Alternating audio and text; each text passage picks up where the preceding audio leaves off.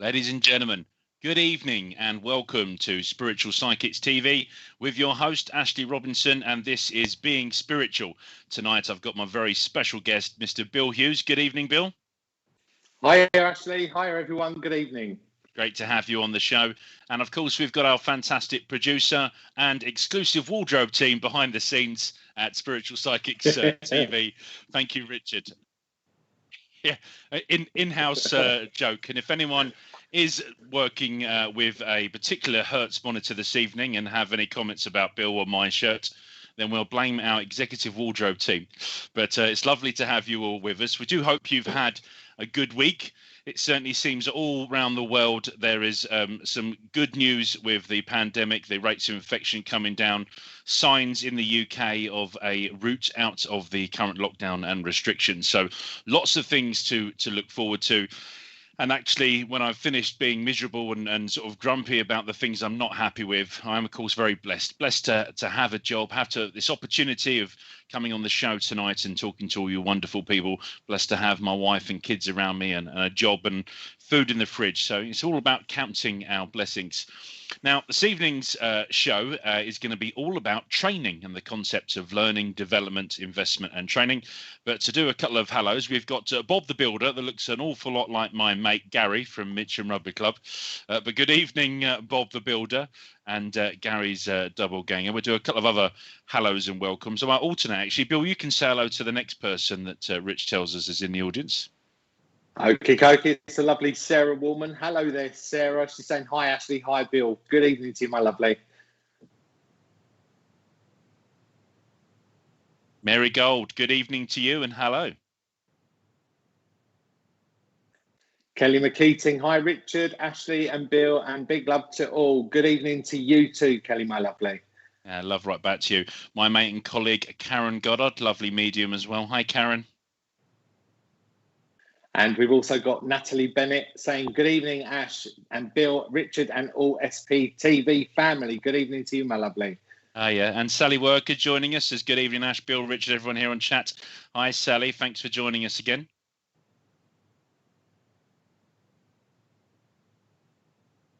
Joanne Clark is also saying, good evening to Ashley, Bill and Richard and everyone else in the chat. Good evening to you, Joanne.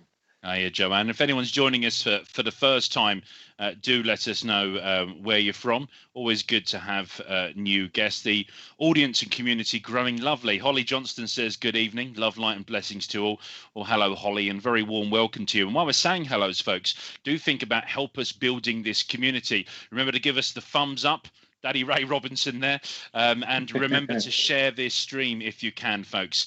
You can close the live chat, click on the right forward arrow, share this stream. You can send it to your mates on WhatsApp, put it on your socials, your Twitter and your Facebook. Let people know you're watching the show. And if that has all been a little bit confusing, I know my mate Jim in Wimbledon that's only just got rid of the carrier pigeon for his emails. Jim, don't worry about that. You can always do it at the end.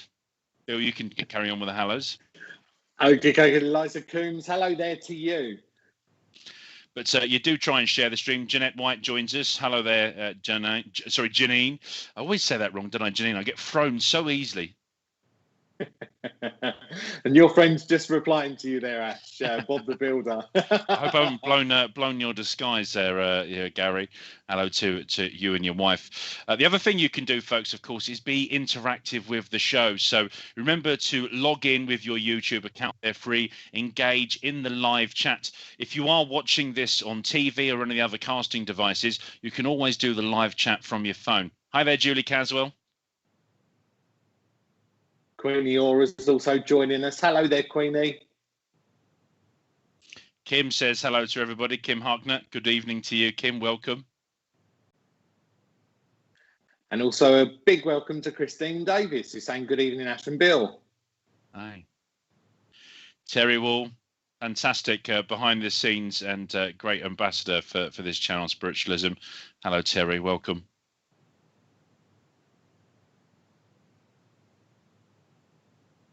And Rhonda Robertson saying good evening, everyone. Good evening to you, Rhonda. It's good to have you all on. Lauren joining us as well there. Hiya, Lauren. Welcome to the show. Christine as well joining us. Christine Maris. We've also got Jane Gee saying, hello, everyone. Hello there to you too, Jane. Okay, I've caught up with most of the hellos. If you are joining us, fantastic. If you're joining us live on the 12th of March at 8:06, brilliant. Welcome to the live stream. If you're watching this on any other day apart from Friday the 12th, remember we won't always be able to get back to your questions. So do think about the live chat. But yeah, share this stream, folks. Love having you on. And following our story then of development, I'm going to be quizzing my good friend Bill about some of his spiritual life. Hiya, Joanne. And we'll be talking a little bit about learning and development, about training, perhaps a little bit about our own training and our pathway. Hiya, Ruth. And in investment. I've always thought it's really important to take spiritual advancement, take a spiritual advancement every day, continue to push and challenge yourself. So we're going to cover all of those things. Bill, I believe you're a believer in sort of continued professional development too. Absolutely, 100%. It's something that we should all be focusing our attentions on. Absolutely, Ashley. Yeah. And we've covered on this show lots of different spiritual and spiritualist organizations that can give you formal accreditation towards your training. But of course, training can mean so many things to different people. And in the concept of spiritualism, I've always said I consider myself a very proud spiritualist medium. Lots of my formal training has actually been probably a complement to lots of informal training that I've had. Many of you that know me will know, of course, I grew up in a spiritualist family with mum and dad, and you could very much argue that all of the sort of values and ethos that was part of my life at home was also a form of preparing me for the world as an adult, but also a little bit there of laying down some of those foundations in spiritualism. Some of those principles of our church. We did a whole show on spiritual and spiritualist principles, didn't we? That became part of my life. And I always loved that in the motto, around spiritualism being more than a religion, it's sort of being a way of life. So training doesn't have to have been formal. And for me, that was my informal training. It was growing up around spiritual and spiritualist people. And I didn't formally start training until my teens. Bill, how about you? What would you say was your first sort of aspect of informal training into spiritualism or your spiritual work? Well, I think it was when I initially opened up and I was conscious of spirit. And that was at the tender age of 11 years. Sadly, my dad made his crossing over to the spirit world. And it was shortly after that time that I had become accustomed to understanding and knowing that there was more than just feeling and sensing spirit around me, but I couldn't quite grasp the concept and the full understanding of it. And I was actually taken to, believe it or not, actually, Wimbledon Spiritualist Church. And there was this lovely gentleman there by the name of Derek Robinson, who my mum had a chat with and I was introduced to. And your granddad actually said to me, what I was experiencing, what it was that I was sensing, I was smelling, I was seeing, it was nothing to be scared of. It was just a quite natural, normal process. So that was the beginnings, I would say, of my learnings at a very tender young age. But I didn't really encompass or embrace any of that until around about 3 or 4 years ago, when I had a massive life impacting change, and it kind of like pushed me back in and back to my spiritual foundations, my spiritual understandings. And it was from that point onwards that I kind of like, grabbed the bull by the horns and went full throttle with things. Oh, lovely. And I think that lots of people come into different stages in their life, and I think when you start working a bit more formally, I believe it all happens for the right reason. But it goes back to that concept I've mentioned a few times, that to a certain extent mediumship is a gift, but it's not a gift that has a bias. Everyone has the ability to tune to that gift, to work with spirits. I think spirits aren't particularly fussy They're not looking for qualifications. They're looking for people of right mind and heart and soul, people that stand for sort of love, light and truth. So interesting that you two as a sort of child were aware about it.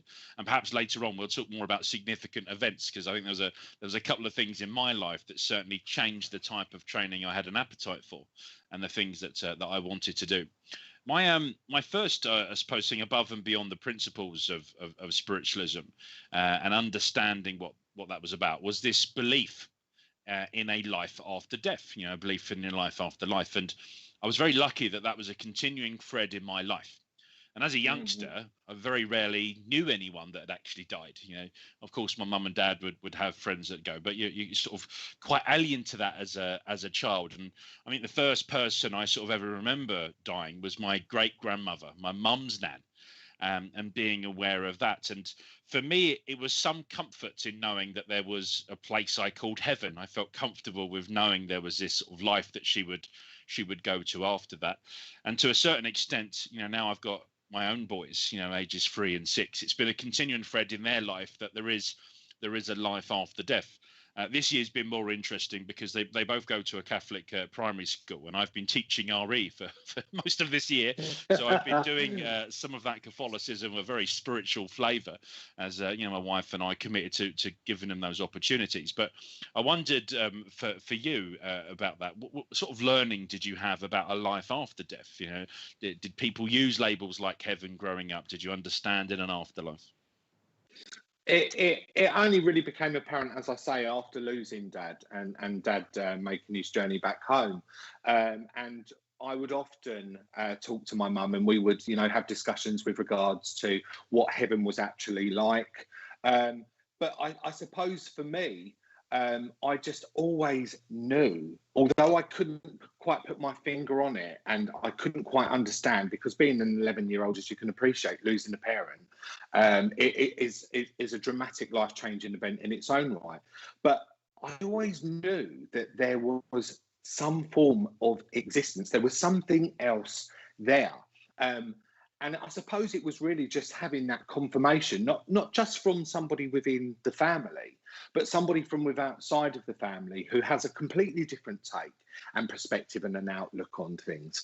And also just hearing those words from a stranger at the time, who was your granddad, to basically reaffirm that you're not bonkers and what it is that you're sensing is absolutely correct. And, you know, it's absolutely nothing to be fearful of. So we always did have an understanding to a point that there was heaven. But I think life after death became so much more apparent when we lost Dad from the family unit. It became a lot more evident to all of us, my siblings, my mum, and the extended members of the family from that point onwards. Yeah, that's really interesting, and I think, you know, my boys are a good way of reminding me about that sort of that core belief and how pure it can be. And my both my nans had died within the sort of the lifetime of Ethan.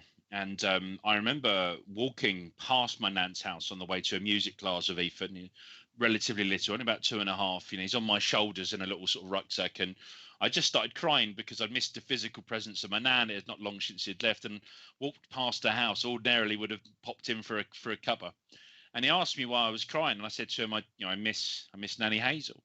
And he said to me, he said, "What do you mean miss her? She's in heaven." And I said, "Yeah, she is in heaven." He goes, "And heaven's a wonderful place. It's a beautiful place, isn't it, Daddy?" And I said, "Yeah, it is." He goes, "Then we shouldn't be sad. Nanny is in a great place, and we should be happy." And I thought, you know, what a wonderful, great pep talk for a 2.5 to give his sort of dad that was missing the physical presence of someone. And I think that actually that those aspects of training that form the foundations of your life, and of course can come in at any time of your life, are really important. I remember when I was a teenager, and I won't say the exact age, as it may not have been in adherence with all the current rules on drinking alcohol, but I had started as part of my rugby to experiment with the odd cheeky shandy, and I went to bed, you know, merry, very merry. And although I'd always been aware of things, I'd certainly never done any type of mediumship. You know, I was a very early sort of teenager, and I remember in that sort of half sleep, half drunk state, feeling the presence of something in my room. Now, being a teenager, come from a game of rugby, I threw my worst haymaker at this presence that I felt was with me at the end of the bed, and I made fantastic contact with the wall, and ended up feeling quite embarrassed, with some bruised and bloody knuckles the sort of next day. But there was a real thing there around when what not to do. So I wasn't even old enough to drive, when I was having the odd cheeky shandy. And there was this element of, well, I know you can't drink and drive. That was something that's plumbed into you quite well. But it started for me. I hadn't asked for this. I hadn't even thought about any spirit. It almost just slipped into it. And there was this element of discipline. So yeah, certainly as a young teenager, remember of that. Did you have any sort of what I might refer to as warning or danger signs around leadership or discipline growing up? One of the things that sticks out in my mind was, and it's a very similar scenario to what you're talking about, where I was with a group of friends and we were maybe drinking stuff and smoking substances that we shouldn't have been at the time. And one of them decided that they were going to create a Ouija board and that they were going to make spirit contact. And my gut just literally turned over. It was almost as though I refer to my gut feeling as my second brain. It's my second brain, and instinctively and intuitively, I knew that just wasn't right for me to be there at that time around that type of setup and whatever it was that they were doing. Because obviously we should be making sure that whenever a Ouija board's being used, it's in a controlled environment and it's done with love and it's done with light. It's not done with antagonization as it was being done at that particular point. And I removed myself from that. I can happily say that I just followed what my gut told me to do and got away from it, because of being so conscious with knowing that Dad had been around me for several years at that point. I had an understanding with what was right, what was a right feeling, and what was a wrong feeling, if that makes sense. Yeah. So yeah, I removed myself from that circle, that group, and just left because I just did not want to play any part of that whatsoever. Do you think your guides had something to play with that, looking back now with hindsight? 100%, but at the time you don't know that, do you? Yeah. So it's almost as though, those voices in your heads and that feeling that you're getting within your stomach, they're controlling it and they're kind of like pointing you in the right direction and getting you away from those scenarios that you don't need to be placed in for whatever purpose or reason that may be. So yeah, 100%. The guide team were working overtime that day. Let's put it that way. Yeah.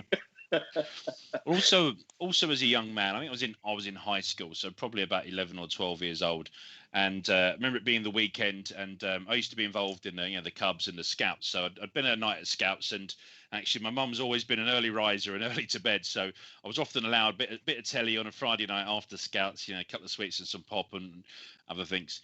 And I remember sort of falling asleep, desperately trying to stay up watching cartoons or whatever it was on a Friday night telly. Probably something like Frasier. It used to be a favourite thing to watch for some reason as a young man after Scouts. But in that sort of sleep-like state, I became very aware of a Roman soldier. And this Roman soldier was effectively waking me up and bringing me to attention.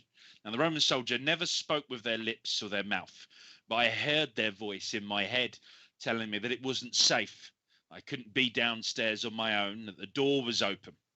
And I sort of woken to, and I realised there was this fox staring at me from the garden. I'd left the patio doors open, all the lights were off, and quickly shut the door and went upstairs. My mum I think was probably fast asleep, but if Dad's working tonight, he can correct me. Dad was awake, and I started panic. Dad, there's a soldier downstairs in the room. You got to come downstairs. And obviously he came downstairs and checked the doors and everything else, and said, look, I think it's time for bed. But actually, it was one of the first things that my dad said around challenging your communicator, as he would call it. So, I hadn't been drinking any alcohol. I was a little bit sort of tired. And again, this idea that if you were feeling or seeing or smelling, or who was it? Who is your communicator?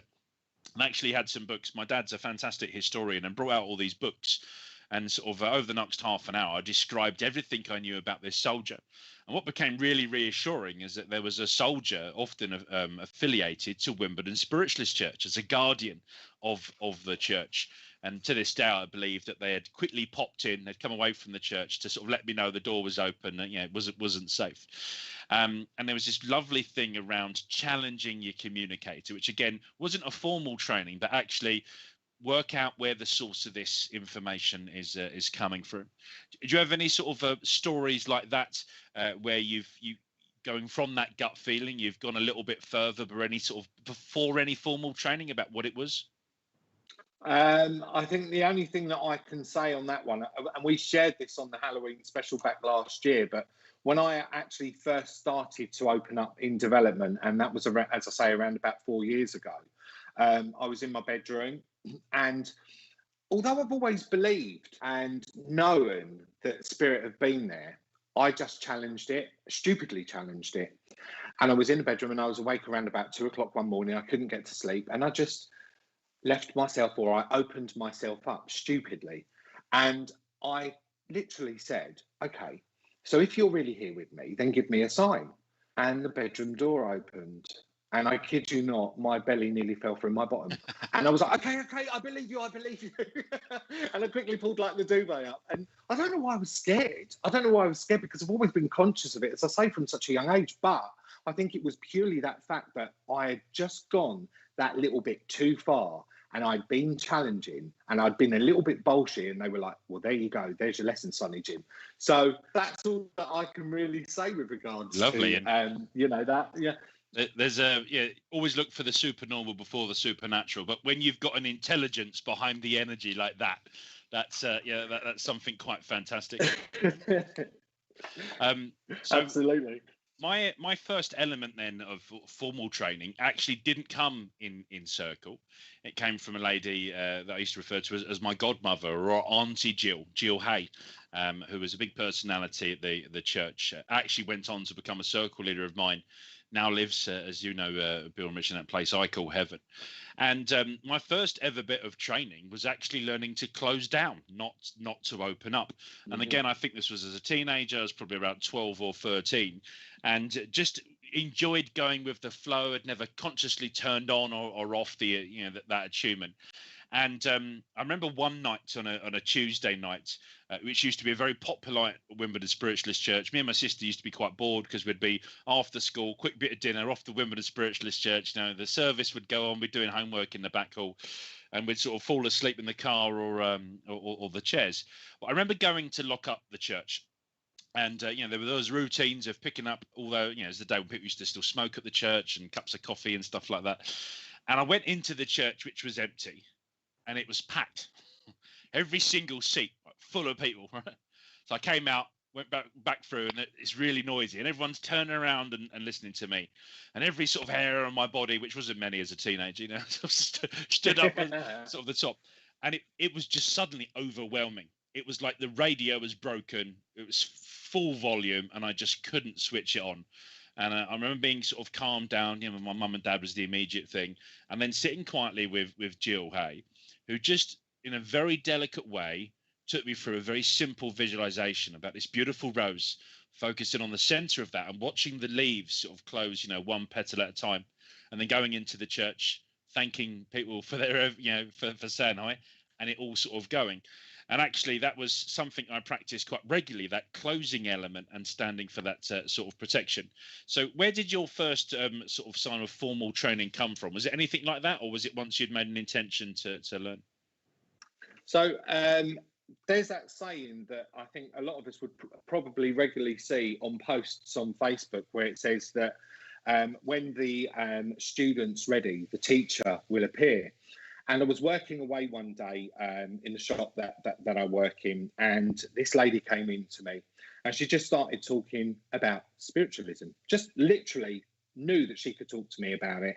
She told me that she was a spiritual tutor, herself and her husband, and that if I wanted to pursue my development, to give them a call. So she left this card with me, and I just thought, well, that's a bit bonkers. That's just come completely out of the blue. How's that happened? But obviously we know that spirit work in the most wonderful of ways, and they were orchestrating things.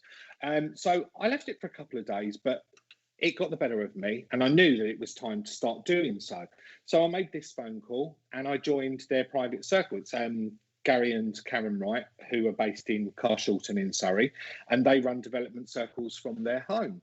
So I went along, and it was from that point really that I'd learned the real basis of how to open yourself up when you're ready to start working and serving spirit, and indeed, as you've just explained, how to close yourself down. Now, my experience for closing down is somewhat slightly different to yours, but not too indifferent in the terms that, you know, it switches our light bulb off and it tells spirit that we're living our earthly lives. So, yeah, I learned the concept of how I should be opening myself up when I'm ready to be working with spirit, and then to be closing myself off to be living my earthly life. Because, like yourself, I was leaving myself far too open. And I work within the jewellery trade, as you know, and there were times when I was just working away at work, and for example, we had a batch of second-hand stock items that came in, and I picked out this really beautiful opal bracelet one day, and I was stood admiring it, and I heard this lady say to me, "That's mine." So I turned around to see who it was, because I thought I'd missed a customer walking into the shop, and there was nobody there. And I thought, okay, right, okay, Bill, you know what you've got to do, because you're now leaving yourself far too open. You've got to close yourself down somewhat. And again, I just went through that exercise that's been taught to me, and I still do it now to this day.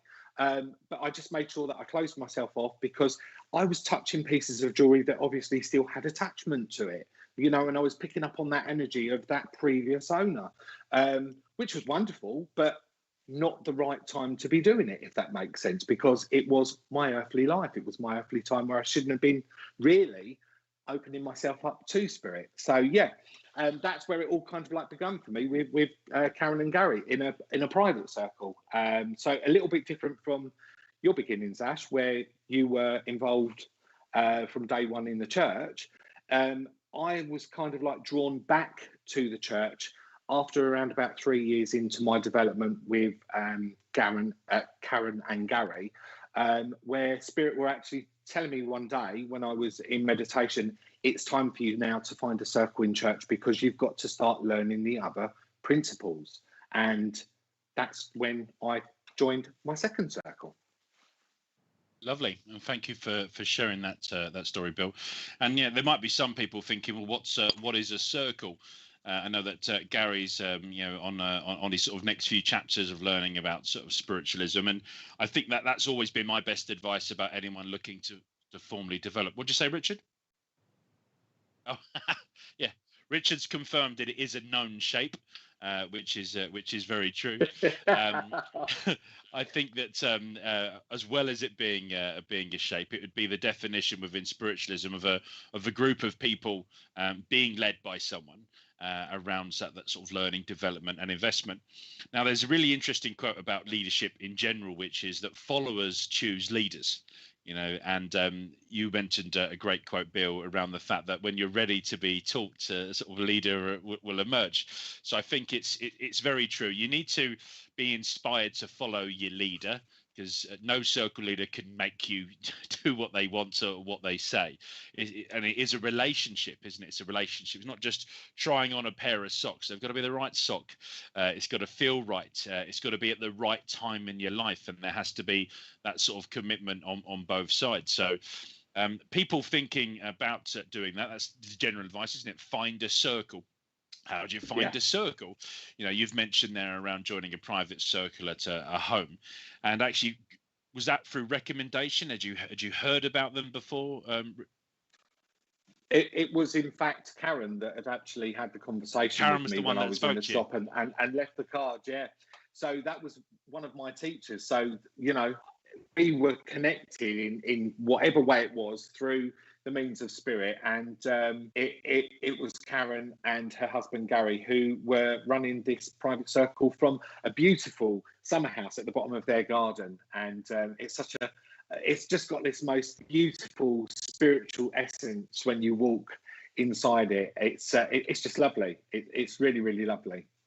Really good. And technically, I sat in my first circle before I was ever born. My mum was heavily pregnant with me when she sat at a physical circle, and my dad has been a member of and led several circles over the years, many of which used to be our home. You know, while me and my sister were up in bed I think back in those days, some of them used to finish with a little sip of wine afterwards as well. There was a big social side of it, but there was always that discipline between, you know, the working time, the circle time, and the social time.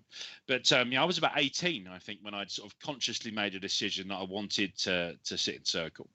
And I'd been doing all sort of things spiritual within the family, and I actually felt that I was going to follow my granddad and help him more with the promotions. I used to go around the country with him and Jill Hay and Alan Law, Keith Charles and Ivan Lee. I used to pass the microphone around the theatres and the audience. I'd, you know, make the tea and coffee. I would design in posters, very crude websites, designs at 13 years old, you know, writing in an old language, which is probably deserve to go in a museum now, Richard. HTML. I don't think anyone programs in or codes in HTML anymore. But I remember doing those things, thinking this is about what my granddad set off the year I was born, you know, in 1982, to share our knowledge and truths of spiritualism and our knowledge of life after death. That was what I was going to do. But I said, no, I want to sit in a circle. And I said to my dad, I said, I hope you don't mind if I don't follow in your footsteps. It's, you know, the minister of religion, not for me. Subline, I've recently applied for an application to become an ordained minister, but yeah, 18 years old, so 20 years ago, so I didn't want to, and I didn't think I'd ever work as a medium. I wanted to be able to do it because I felt that achievement. And of course, again, it was that right place, sort of right time. There's a lovely lady called Christine Woodham who lives in Spain now. She often watches these shows, and her daughter and her granddaughter are involved in the church in Wimbledon, which is lovely. And it was a great experience for me to start committing to something every Friday and start to go through that. And it just seemed to fit really well. I made sort of great friends, and everything felt really compatible. And one of the first things that we were all asked to do was to open up in a meditation and find our guides. And I just thought, meditation? What's that? And it's something I still struggle with today. So what's your experience of meditation, Bill? I've been very fortunate. We always used to open up with a guided meditation when we started our beginnings, our learnings at each circle lesson.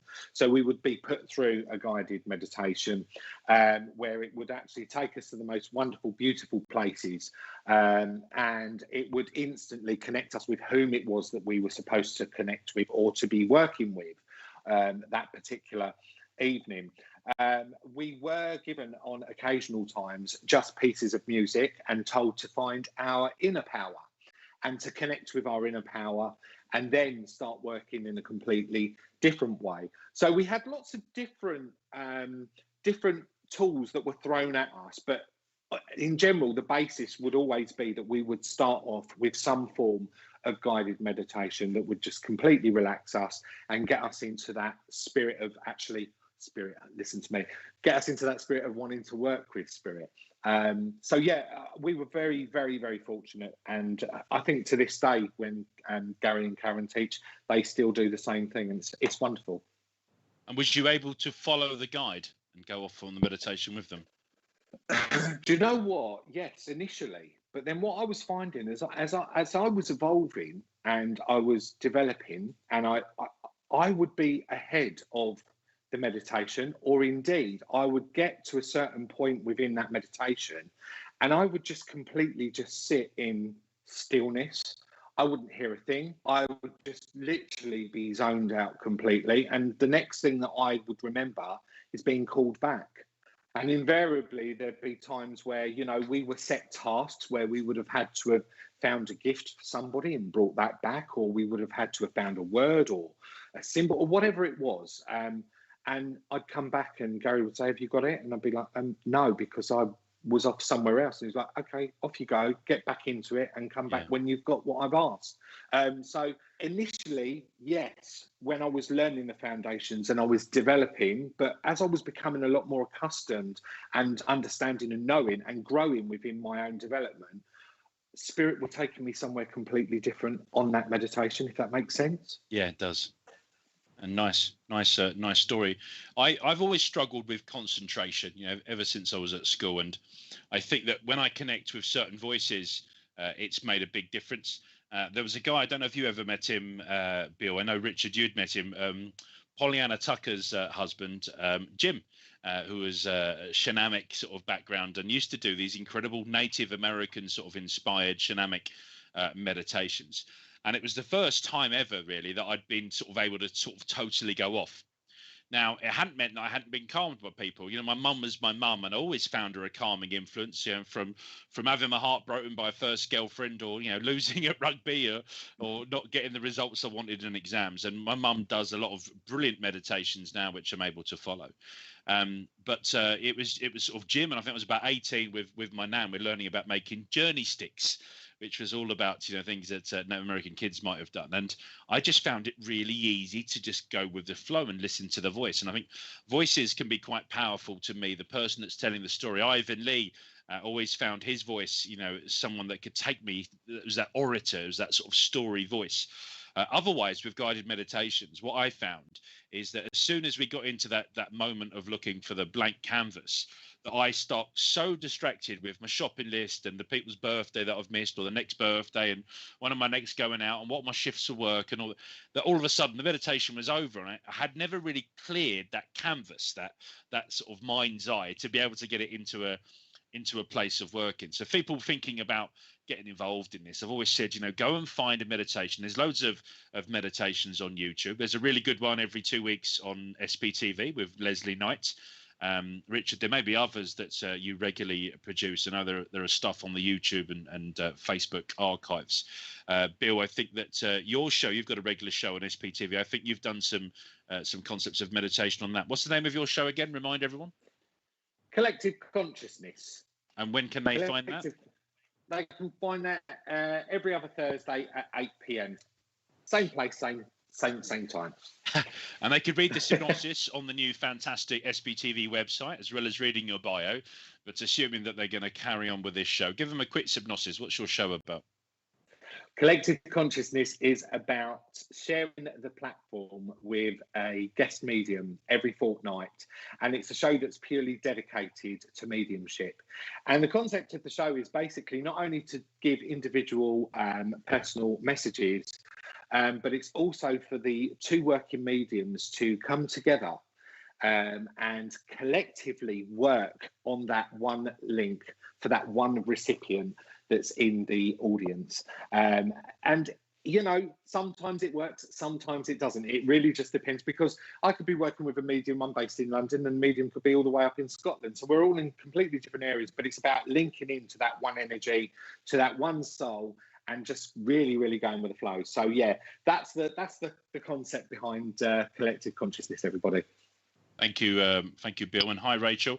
Bill, we obviously, it's a live show. We can't rehearse this, but it's perfect timing, because what I was going to say about the guided meditation, of course, was that concept of you and your mind's eye wandering off on the same journey. So really pleased you said what you did, because being able to do that as a group's quite powerful. And be that you go off and find a cave, or a buried box of treasure and finding a gift. It was all about doing that as a group and being guided or sort of led by your circle leader. So really powerful. And you've got a good circle leader when you can sit there and follow that instruction, clear the mind's eye, get rid of the shopping list, and start to go on that guided meditation. One of the next things that I'd certainly covered with my formal training, which again I struggle with to this day, was the concept of chakras. Now, my mum, I regard as a bit of a subject matter expert on this. She could talk and probably lecture on it. And there's lots of people within my spiritualist life that can. My wife studied for 2 years to be a spiritual healer with Leslie Knight, who we just mentioned, and she can tell you all about the chakras as well. Apart from the odd keyring and stuff that my mum buys me to remind them what they're called and where they are, I've always really struggled with this sort of concept. So I always say you can be a psychic dud with some of this stuff and still develop without having to learn it. But how do you find the chakras? Are you aware of them? Could you label them? Do you use them consciously? I do. I actually use them to power myself up, to connect my power, and to get me psyched up, ready when I'm about to demonstrate. So again, it's all about sitting within that power, within that meditative state. And what I tend to do is work on each chakra point, and I send it from with inside my body to outside of my body, and I spin and power this chakra up just to build that energy, and I connect one to the next, to the next, to the next, until I've completely almost supercharged them, I want to say, and I just push that expanse of that energy out, and that just gives me that feeling that I'm ready to work. I feel as though I've got that connection, and I don't know what it is. It's almost like it's an inner power that connects to the external source, and it just puts me in the right frame of mind, the right mindset, and then I'm ready to go. I loved your description there, but it was quite visual, and I could really see the animation on your face, really, about the energy. And for me, that was the key. You know, I think those that have worked with me to try and educate me have realised that I respond best with plain English. I can follow up with questions, and I really emphasise with that powering up, the switching on. And although I could tell you more about the chakras now because I've had it kind of talked to me for 20 years and I still struggle, but I understand that powering up almost from the ground through my toes and body. And as I continue to develop and try and take those steps, I'm more aware perhaps around certain things and certain types of mediumship I deliver, whether or not I'm feeling more of a presence around my throat or my head or my sort of stomach. So yeah, really good description for people that don't know a lot about it, or indeed people that do. Tina was just giving you a bit of credit, actually. She was saying you gave her a message last night to her and her brother, and saying it was absolutely spot on. So yeah, thanks Tina for that, thank you, feedback. Tina. And just verifying some stuff that they've only just found today that worked out well for them, which is really lovely. So yeah, appreciate that, Tina. Bless you. Well done, Bill. I popped in last night and I had a quick look at your show. I was bouncing between you and my dad. Who was doing a show. I didn't know my dad was live, actually. I missed a call from him. I rang him and he answered live on a church stream just after my mum had finished a meditation. So how's that for synchronicity? At least I didn't ring you while you were live. So Dad, if you're watching, yeah, sorry again for that last night. I'm sure Richard would never allow such a thing to happen during one of our SPTV productions. So chakras and that powering up, and for me that switching on, that's something that I try and do now, is when I'm getting ready for mediumship, ready for this sort of spiritual work, and charging myself up, and actually feeling pretty amazing after I've worked spiritually.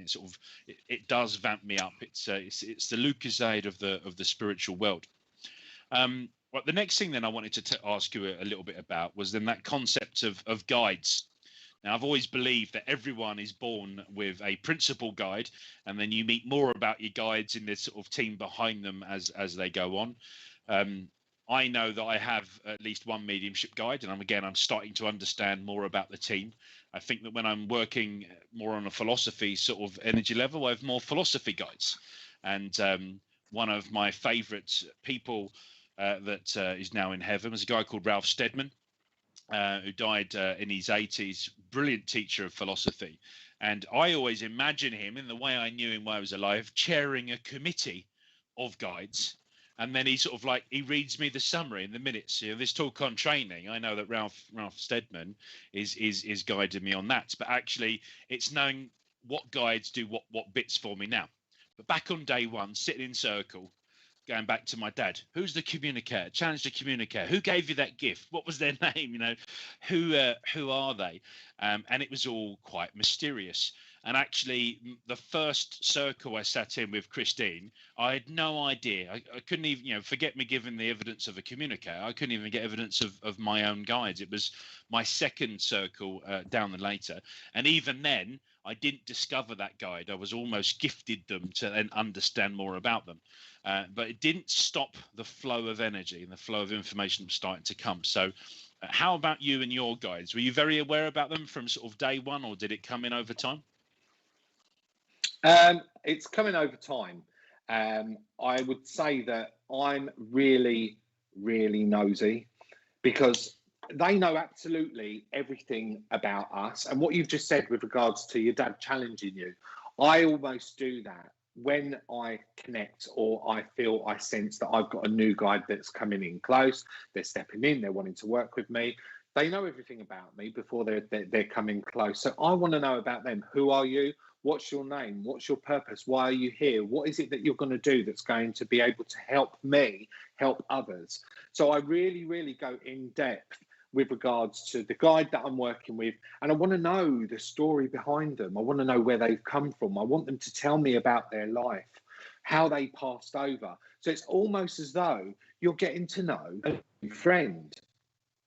And that's the only way that I can really explain it for the, for those people that are new or maybe just attuning to spirit, just beginning to work with them. I would re-emphasize on exactly what it is that your dad challenged you with regards to making sure that you actually do question your own guides, not to the fact with regards to the information that they're giving you that you should be delivering to a recipient, but indeed actually be questioning them and asking them about themselves. Get to know them, because the more you get to know them, the more you'll build up that trust element between the two of you also, and that in turn will actually help you on your journey and your deliverance with regards to your spiritual works.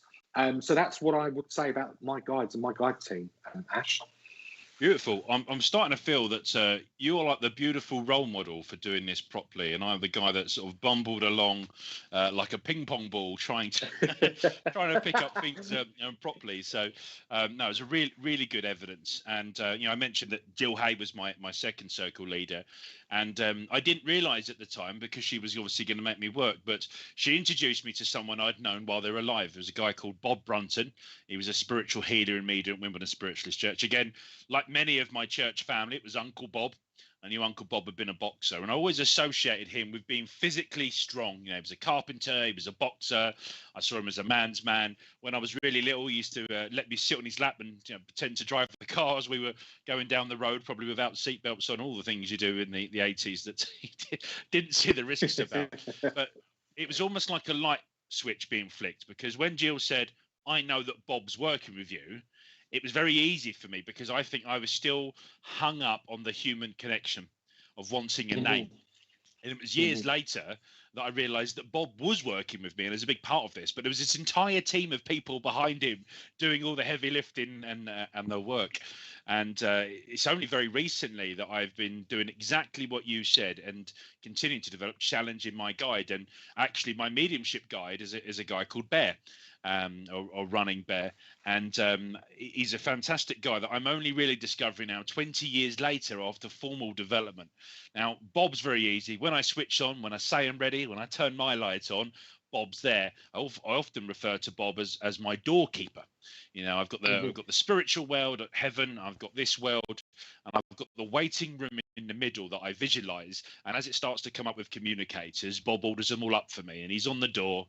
He's the bouncer. He's got his boxing gloves. He's got that training behind him. And for me, it works well. But again, it's my own interpretation of heaven and the waiting room and Bob. And I now know sort of more about these teams. So I love the way you described it. And again, about what my dad said right to the Roman soldier.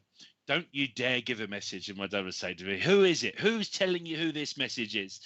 And I think it's a lovely part of it, isn't it? Because so many people are attuned to that energy. They're picking up on those things in the same way you said about your senses, learning the difference between, am I seeing them with my eyes or my mind's eye? Am I hearing them with my ears? Understanding those senses. That sounds like something that you were quite switched on about, and then added some formal training and foundation to it, which is really good. So I mentioned doorkeeper guide there. Do you have an obvious awareness of a guide that helps you with mediumship or doorkeeper in that way, or do you have another interpretation of the way I explained it with the waiting room? Well, I've got a very apparent guide team that are around me, and it tends to be the same guides that stick with me and work with me up to this point. Now, that's not to say that as I evolve and I develop further spiritually, that there won't be other guides that will connect and come in and work alongside. But my main guide is X. I call him X. And here comes a really bonkers bit that a lot of people are going to think that guy's really crazy. But X is extraterrestrial. He is a 7-foot Palladian. I know that he's come from a different planet, and he's taught me all about this planetary alignment. I know if I go out into the garden of an evening and I look up at the stars, I know where he's come from, because he's mapped this star system out to me and he's told me. And he's my main guide. He's the guy that kind of like works through giving me all of the information that it is that I need when I'm working on a mediumistic level. I've also got a protective guide, and she is an African warrior, and she's called Sete. And she's my protector. She's almost like what you refer to as the doorkeeper. Okay.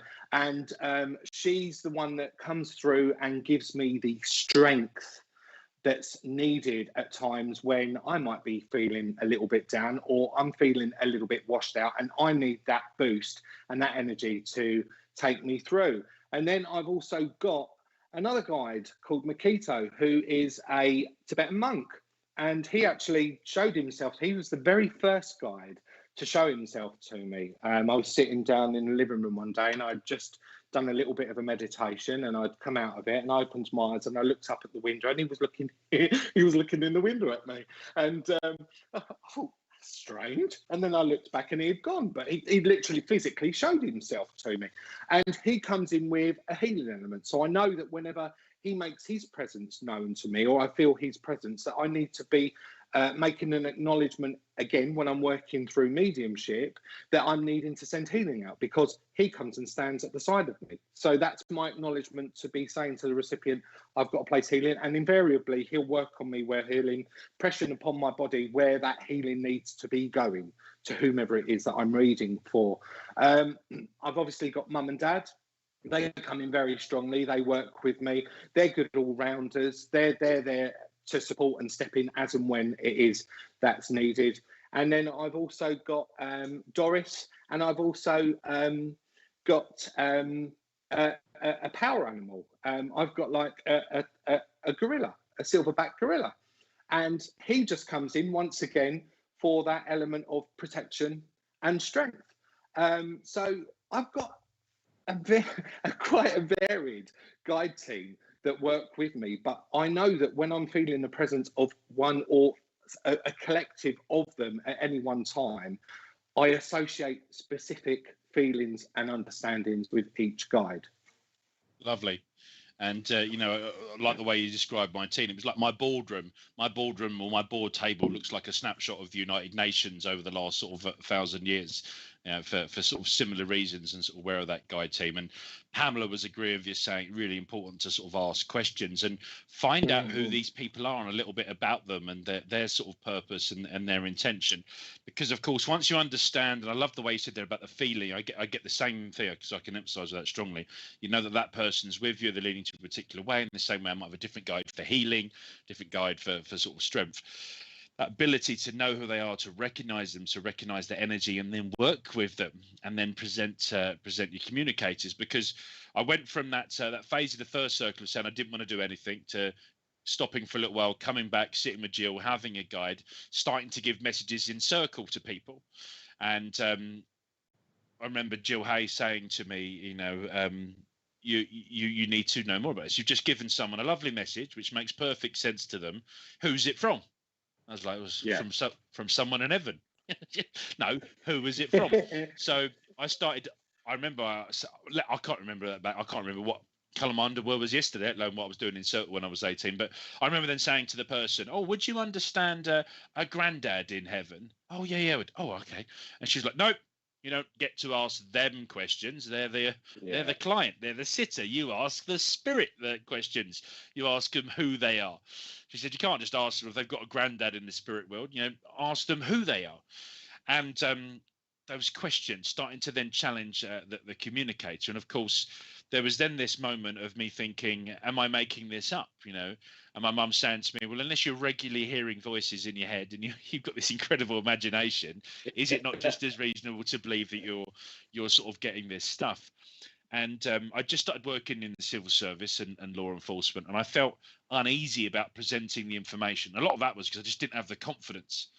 And my granddad came up with this term, again, a learning thing. And he said to me, if you have heard that and you believe it, then that's exactly what you do. And you say to them, you've got someone that you believe who claims to be.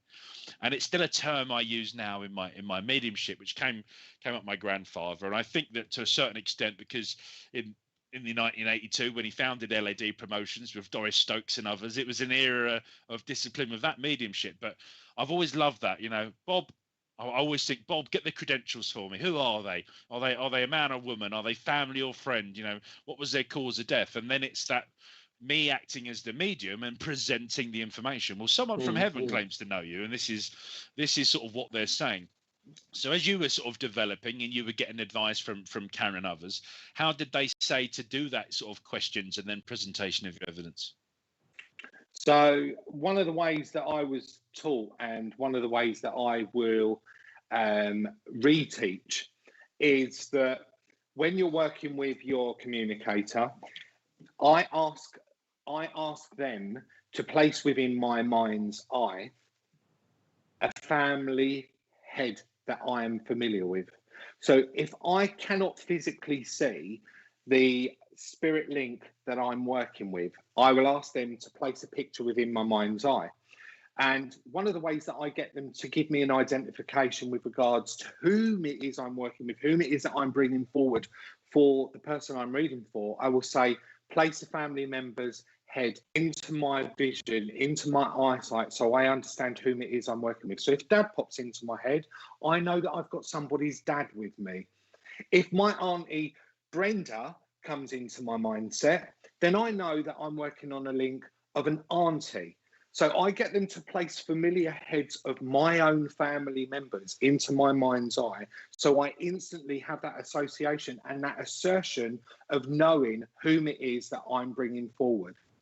So that was one of the ways that I was taught, and that will be a continued way that I will teach with my own journey moving forward, with my own service to spirit further down the line, because I think that's such a fantastic way of actually having a great understanding. But not only that, it's also little bits like we were told, run your fingers through an A to Z directory, and wherever your finger stops on whatever letter that is, then that must be an indication of a letter that's significant with regards to that recipient's name, for example, or the communicator that you're working with. Or again, indeed, if you're asking for a name, somebody that you're familiar with, somebody that you know who shares that name. If they come popping into your mind, bang, you give it. It's not there for you to hold on to. It's for you to just acknowledge, say thank you very much, and pass it over. So that's a few of the ways that I was taught during my development. Oh, lovely. And Joanne was saying that she's obviously thinking there in the images, and she might need to find a new development circle. But of course, Joanne, remember that Bill and I, who've walked similar paths, have still walked totally different lives, totally different chapters, and do things totally different. Yet we're working with exactly the same energy. And if you get 100 mediums in the room, you'll probably find that unless all of us sat in the same development circle, and even then, we probably work differently within that development circle. So there are lots of different ways. It's very individual and unique. I mean, principles and discipline, I think, of the circle leader are important, and the way that they teach. And I said it's got to feel right for you. But there's nothing wrong in what I'm doing, or nothing wrong with what Bill's doing. But there's also nothing right about it. It's about what's right for you, as long as you're giving that evidence. I controversially, Bill, got involved in a debate on Facebook, which is always risky anyway, but it was actually a spiritualist debate, and it started on two different sites, and it was about mediumship as entertainment versus religion. And there's a lot of people having a debate about opening up churches again and when we can do it. Is it entertainment, in which case you can't do it indoors till June, or is it, religion? Now, I'm very proud of the fact that I've never said that what I do is entertainment. But I do hope that people that watch me find it entertaining. I hope that they find that the hopefully I've got some talent or some skill or some strength in the way I present my evidence, which is entertaining. Now, at Wimbledon Spiritualist Church, we've never advertised as anything as for entertainment purposes, but again, with the caveat of what we do, hopefully is uplifting and inspiring. And I said that if our religion and our belief is a belief in life after death, and practicing that religion is proving life after death, then we don't have anything to worry about the Consumer Act. The Consumer Act says don't charge people for something you can't do.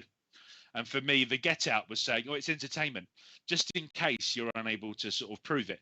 And it goes back to what you and I think have just said, which is challenge your communicator, provide evidence of that personality, of the communicator, of the person that once lived, that the person receiving the message in that way that someone just verified your message is correct. I know that popped into my head. Any thoughts on that aspect? I just think that, the evolution of the spiritualist movement, it has changed somewhat, and it's had to change because of the times that we now live in. But I think that the essence always remains the same with regards to our churches. And it's really important that we acknowledge that, spiritualism is a belief, it is a faith, and we do have our churches. And yes, you're right in what you're saying with regards to people will come along, not only just to worship, but people do come along because they do want to see that deliverance of mediumship. Whether they depict that as entertaining or not, that's down to the individual. Okay. But today, in what people, I think personally, what people have an expectation from us as a medium or mediums is that they want that element of that personal message to really, really connect with them. We've had many a TV show that's been broadcast over the last 10 to 15 years, which has really hyped up, and it's kind of like blown spiritualism in, and it's been perceived in a completely different context to how we see it within our churches. Okay, and that's the entertainment value that people would, I think and hope, refer to. Whereas when we're actually working within our churches as mediums, as serving mediums within our spiritualist churches, we are actually doing that from a place of love. Okay, we do that because we're passionate about what it is that we believe in, but also proving that there is everlasting life. That the existence of the soul does continue. It does live on. So I feel that with regards to mediumship, it's maybe perceived in two different ways, and it all depends what type of medium you are. I mean, obviously, we broadcast via Spiritual Psychics TV. So, people come onto our shows because they want to see mediumship and they want to have a greater in-depth and an understanding to it. But I would also say that you do the Sunday service, and it shows, again, a completely different side to our spiritualist beliefs and mediumship in its own right as well, because we've got a divine service where we've got worship, we've got prayer. So I think it is a very touchy subject, as you probably said when you put it out there on Facebook, because everybody will depict it in a completely different way. But the evolution of mediumship is ever changing. It is continuously growing. And because of social media and the way that we've moved forward somewhat from 10, 15 years ago, it has to change, it has to grow, it has to go with the times. So that's my take on it, Ashley. No, great answer as always. You've given some fantastic answers tonight, and you always know when people are listening, because the live chat actually quietens down a little bit, and there's less sort of chit chat about what people had for tea tonight. And actually, I think we've seen some of that tonight. So I think either people have logged off and gone home, or they are enjoying it. Now, I always say around 9 o'clock that it's a good time to start thinking about your questions, folks. And just on cue there, Mary did say, should you sit in the power every day? So I'll start by answering that as you just finished answering my question, Bill. But I think all about your interpretation of the power. For me, I always love the term the force, from Star Wars, when they talk about, may the force be with you. Some people call that divine presence or divine energy or the power.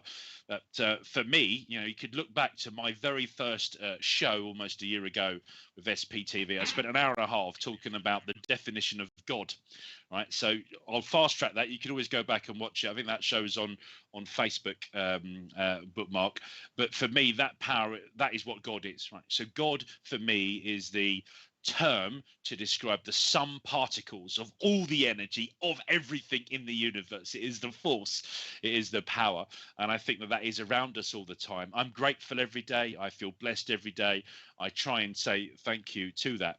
And even my little 2.5-year-old who's gone back to school this week has come out of nursery learning his sort of first Catholic prayers, and he was talking about his bedtime prayer to do tonight, about saying thank you to God.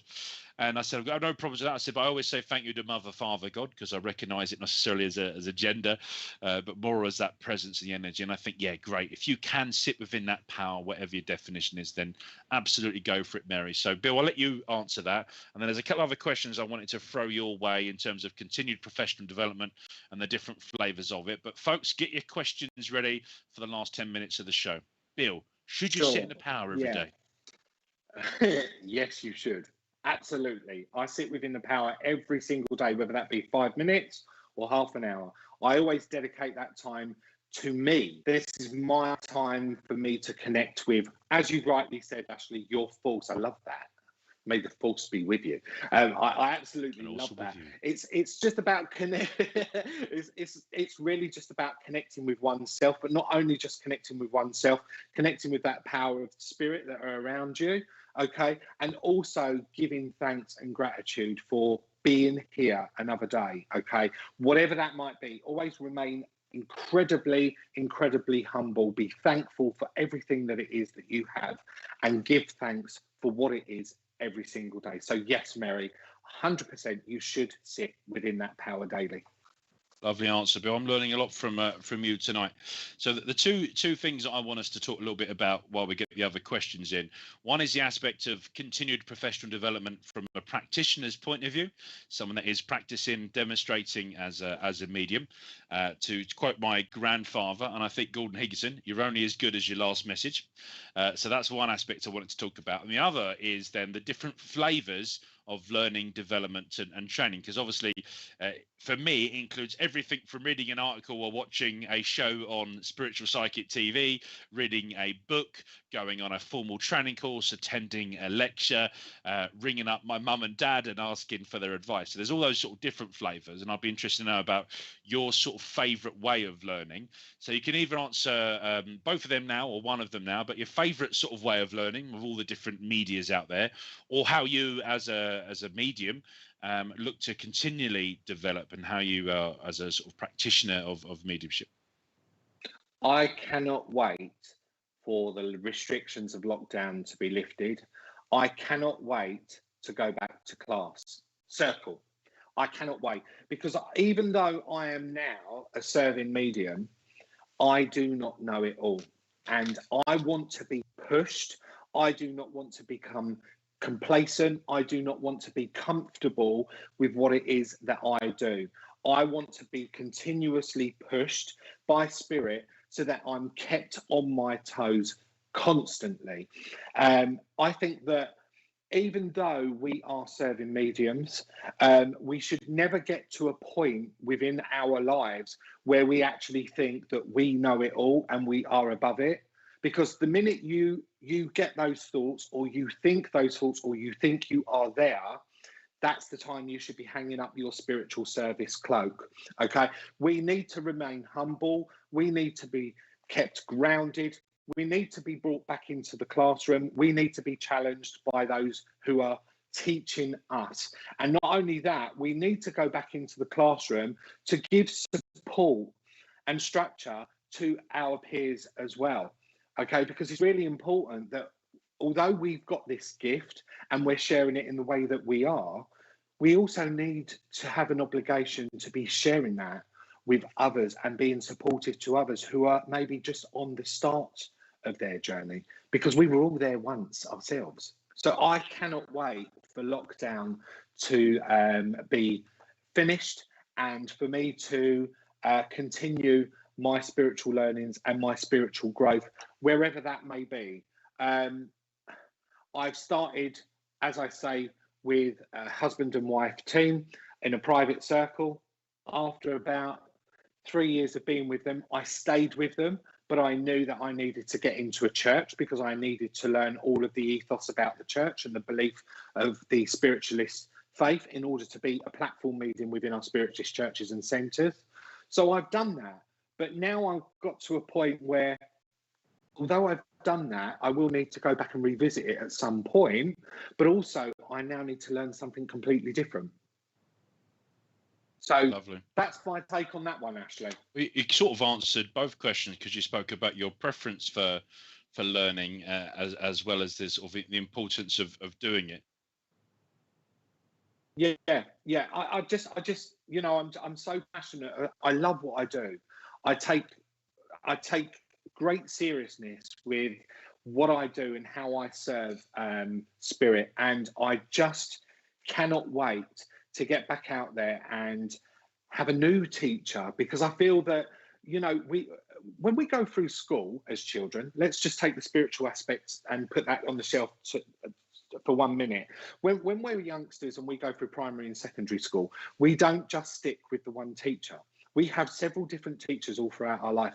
And this is my belief of how things will be played out for us during our spiritual journeys as well. We're not just going to stick with that one circle leader. We're going to have to move on, because we will get to a point with that particular teacher where they can't take us any further, and they may not be able to stretch us anymore. So we then need to be moved on to the next teacher that's ready to do that for us, and then so on and so on. So yeah, I'll shut up rambling on now and give you a chance to talk. Not rambling at all.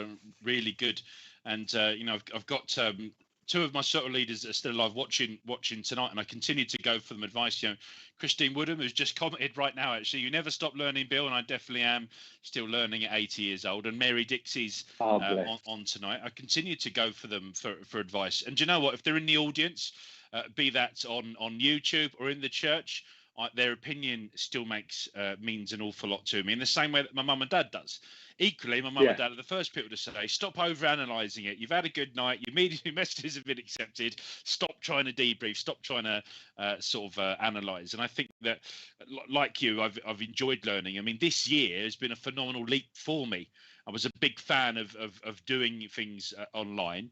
I'd done 2 live things before, and what I'd done is, using my iPhone while doing a demonstration of mediumship alongside Mr. Ivan Lee at Women's Spiritualist Church, I turned on my phone, I went live on my own Facebook account, and I filmed Ivan Lee from the side. We didn't do any messages online. I just sort of filmed it as a bit of an advert for people. Now, what was clear was that there was an interest. Within a week or two, there were thousands of people that watched that video, and lots of people wanting messages. And I'd done another live, and again, we hadn't done any messages online. And then with lockdown, there was all this thing of, what are we going to do? And Richard giving so many of this opportunity. And I remember sitting in front of the computer. In fact, it wasn't even a computer. It was my iPhone again, balanced on top of my computer.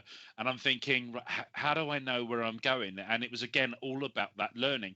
We've had some great learning from our producer, Richard, who even tonight was telling us about the shirts to wear. But actually, all of that is all about our professionalism, isn't it? It's all about making it professional and transparent, being clear about what we're doing, having some standards. I mean, the last show we did on here, the whole show is dedicated to receiving a message and how to be a member of the congregation, or how to receive a message from Spirit. But like you, I'm a big fan of the face-to-face stuff, and I want to make sure we get some time to ask questions. So technically, I think we've only got about 5 minutes. Richard, depending on how many questions we've got, are you happy for us to overrun by a few minutes?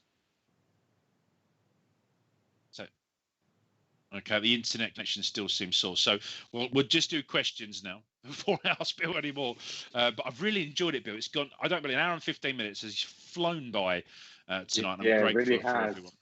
So Tina says, I ask my guide who he is and what his name is, and I feel him in my energy, but I still have nothing about him. Well, as I said to you, Tina, it was two circles later before I started to have any idea of that. And of course, if we don't have our physical body anymore, names, English language, it's actually quite a human trait, not something we necessarily need in the spirit world. And I think those energies are just very happy to work with us. It's all about our understanding of that. So I know it was quite a bland answer, but Bill, anything you'd like to say to Tina on that? Yeah, I would just say, Tina, that it's all about discipline. It's all about perseverance as well. Okay, not everything will come to us in one massive, great big hit. If it does, hey, you're really lucky, or maybe unlucky, as some might perceive that. But it really is about you and your journey and how you embrace that and how you learn from that. The word patience just continuously dropped into my mind as I'm saying this, and we're all taught that to a certain extent. We get frustrated when we're going through. I can't get. I mean, I'm the biggest example where names are concerned. I rarely get given names by Spirit, and when I do, boy, do I give them out straight away. But I would get myself so worked up and I would get so frustrated because they were not dropping in.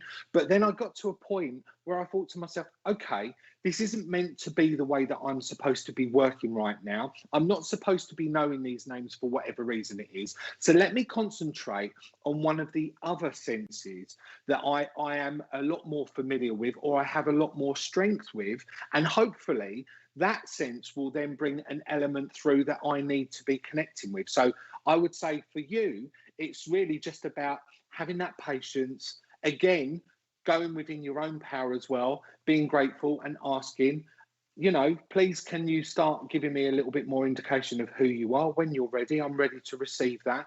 And just continuously be chipping away at that. And eventually, the hard work does pay off. Yeah.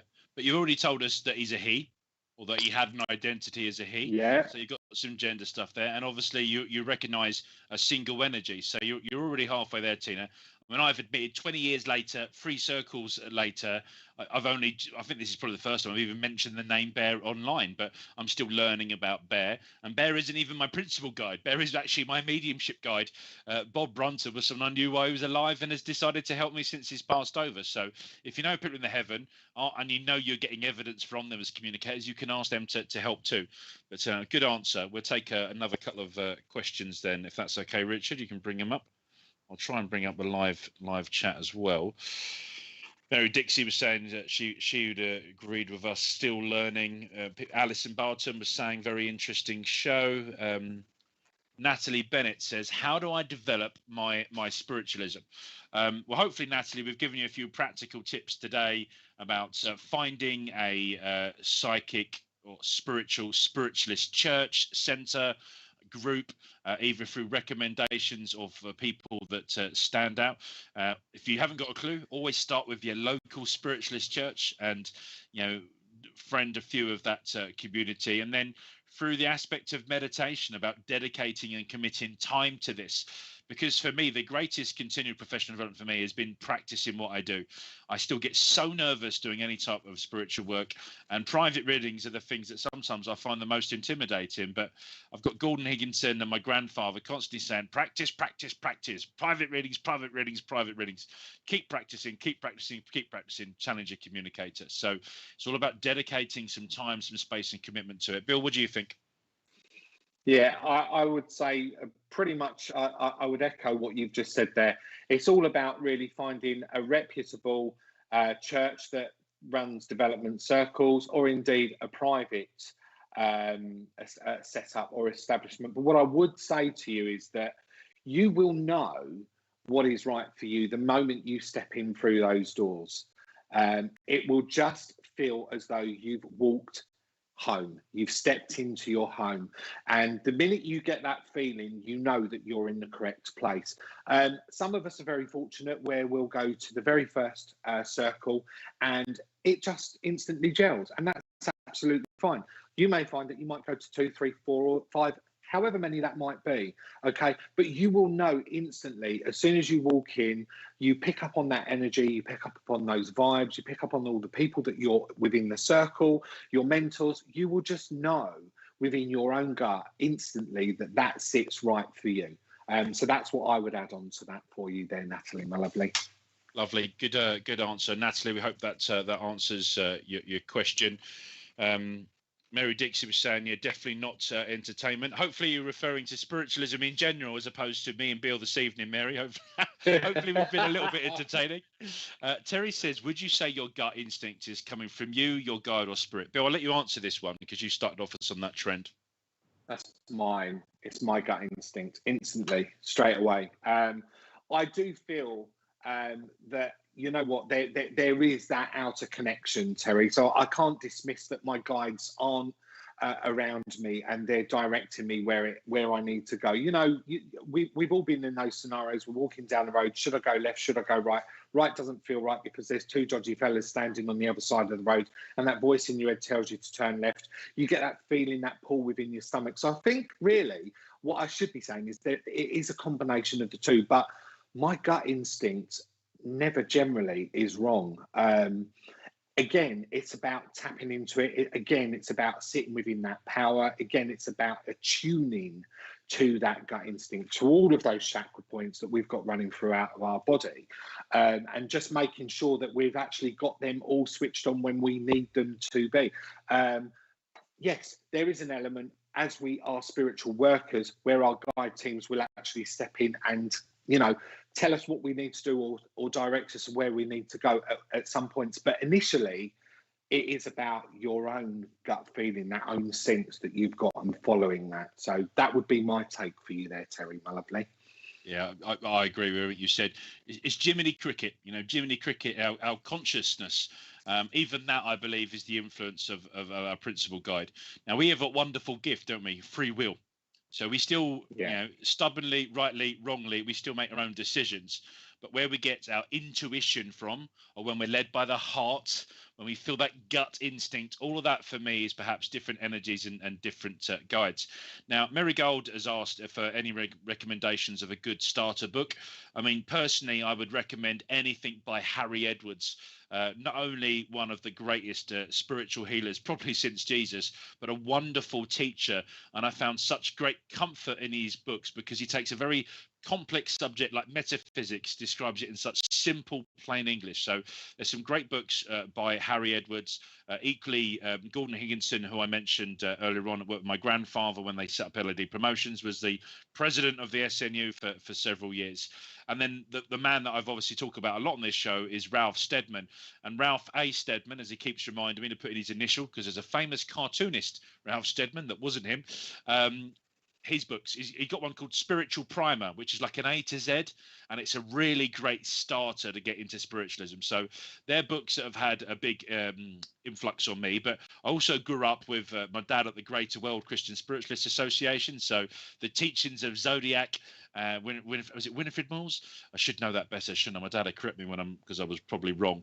And also, when I was about 14, I wrote a website for a trance medium that brought through the guide Ramadan. And there's all these brilliant lectures by Ramadan. So I used to type up these lectures. In fact, a doctor typed up the lectures, and I used to stick them into HTML on a website. And there's the Ramadan lectures are still out there from my teenage years. So yeah, there's some of my things to look out for. But Bill, what books have interested you, and what would you recommend?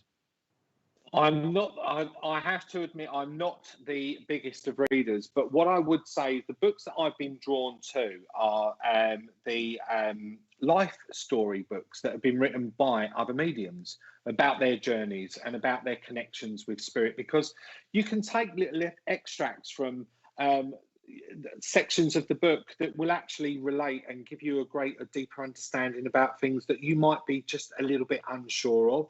I recently read a book by Tony Stockwell, and I found that really interesting. And he was making references in this book with regards to his experiences when he was out on platform and he was serving and he was delivering his mediumship. And there were certain elements in that I could actually relate to. So I would say that if you can find life story books that these mediums, past and present, that have written, there's a mindful of source of information within them that I'm sure you'll be able to relate to. And that's what's worked for me with regards to the reading element. So I hope that answers your question there, my lovely. Lovely. Penny asks us a question. She said, do you ever communicate with spirits without your guides? For me, the honest answer is no. Even if I'm not consciously aware of them, I think that they are always there. I think that sometimes spirit communicator steps up so close, they imprint themselves on you, and you're not actually using the guide in the way you might do when you first learn. At the word medium for me is that interpreter, isn't it? You've got a communicator, you've got the client, you're in the middle, you're accepting the message, you're passing it on. When spirit come up so close, or almost whispering in your ear, it is effectively that spirit guide. So yes and no, but in theory, my guides are always there. How about that, Bill? What do you think? Yeah, I mean, I always open up, and I always get my guide team to check in. It's almost like I do a register when I'm opening up. I power up my chakras. After I've powered up my chakras, they literally then start stepping in one by one behind me. It's almost like, as I say, like a school register, that they're just making themselves knowing that they're there, they're ready, they're willing to help, they're willing to serve. Should I need to be working with each and every single one of them?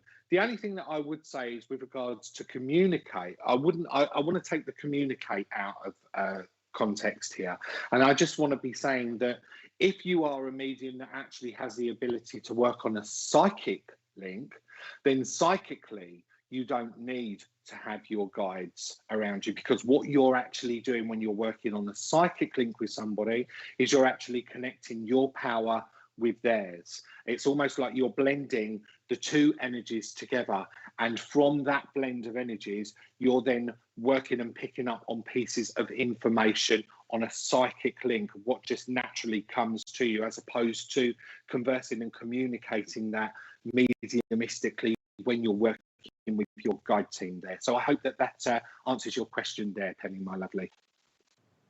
Lovely, thank you, Bill. Another great answer, and hopefully you're happy with that, Penny.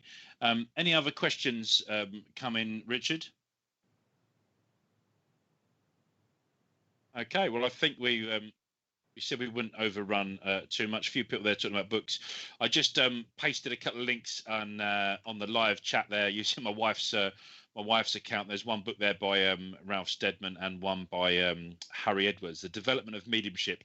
That was one of the first books I ever read on spiritualist mediumship development, and I just love the way. In fact, I still use so many of Harry Edwards' words, like attunement.